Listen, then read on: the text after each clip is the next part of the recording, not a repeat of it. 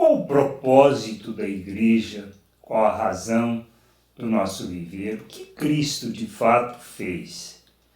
Entendermos isso nos conduzirá a uma maneira de viver diferente, que olhamos em outra perspectiva e que nos afasta da religiosidade, do pensamento natural, de uma forma de pensar.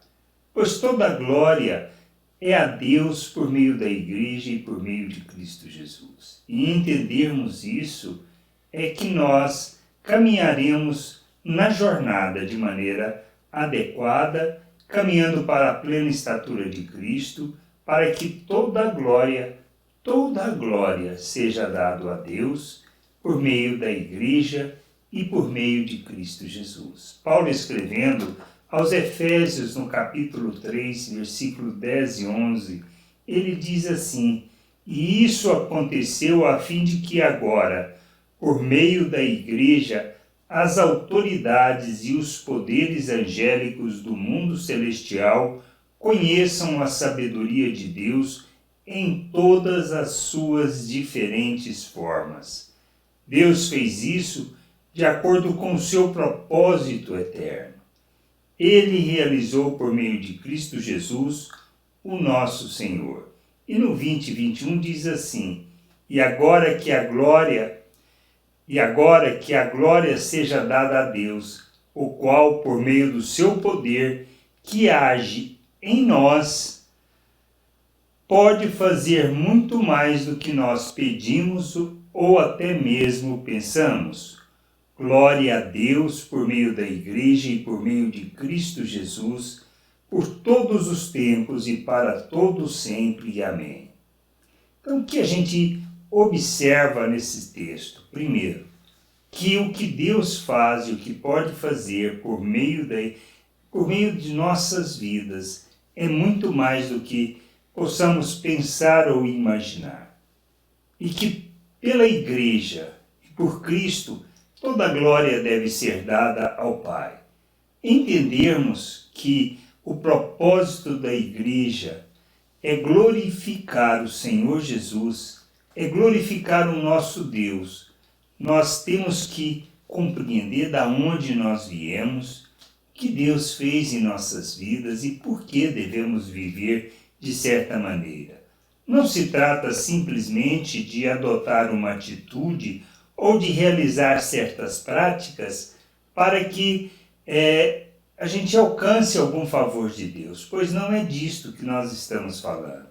E nem é disto que trata as Escrituras, pois o acesso a Deus, o acesso à sua presença, o termos sido reconciliados, não se trata de mérito, não se trata de algo que dependa do nosso esforço, da nossa consciência e do nosso entendimento, mas de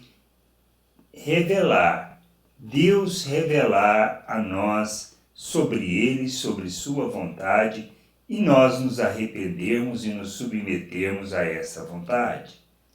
A gente precisa entender. Precisamos compreender que a maneira de agir não é decorrente, ou seja, de uma mudança de atitude para realizarmos certas práticas e sermos abençoados por Deus.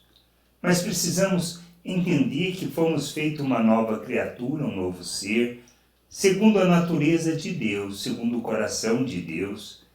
E agora, dentro disto, sabendo que fomos feitos à imagem de Cristo e que temos a mente de Cristo, nós precisamos viver como Cristo neste mundo. E vivermos como Cristo, na realidade, é expressarmos o que Deus fez em nosso favor. E expressarmos é vivermos da mesma maneira que Ele, e que se trata da expressão das virtudes de Deus. E isto nós revelamos estas virtudes nos nossos relacionamentos, para que a igreja de fato cumpra o seu propósito, que é glorificar a Deus, testemunhar para todos os homens, todas as pessoas nesta terra e para todo o principado e potestades, ou seja, todos os seres, anjos, demônios, acerca da sabedoria, acerca da glória de Deus, da maneira dele agir. Por isso, ao expressarmos misericórdia, compaixão, ao revelarmos graça, bondade, o amor de Deus, nós de fato estamos revelando quem nós somos, a obra que ele realizou. E de fato, nós temos que pensar numa perspectiva mais profunda. Nós estamos revelando o nosso Deus ao mundo. E a gente precisa entender que quando imitamos a Cristo, estamos de fato imitando o nosso Deus. E tudo o que fizermos deve ser feito para a glória de nosso Deus e nosso Pai, pois estamos nele, ele em nós. Somos sua morada, sua habitação, seu templo. Como povo, como família, como nação, como reino de sacerdotes, temos a responsabilidade de revelar a glória de Deus neste mundo, manifestando sua vontade. Que a gente possa entender isso. E entender que toda a glória deve ser dada ao nosso Deus. E a maneira de glorificá-lo é vivermos como Cristo neste mundo, expressando e revelando o Pai. Graça e paz sobre a tua vida. Amém.